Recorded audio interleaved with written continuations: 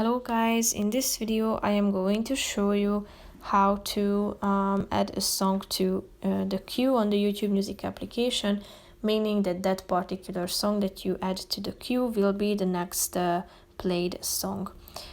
But first I just want to mention, don't forget to subscribe to my channel, because at 10,000 subscribers I am going to show you my whole YouTube revenue statistics and growth strategy, how to make money online. So let's jump into it. First of all, open the application on your phone.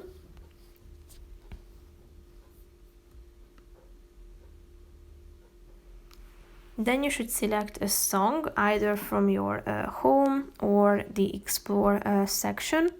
So tap on the relevant one that you would like to add to the queue. So click on the three dots icon next to its title and simply click on the add to queue button. Újdonság a Rimmel Londontól. Kind and Free hidratáló alapozó.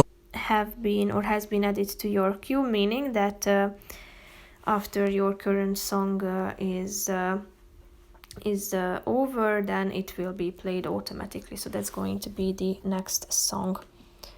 That's pretty much it for this video. I hope you found it helpful. If you did, consider subscribing and see you in the next video. Bye bye.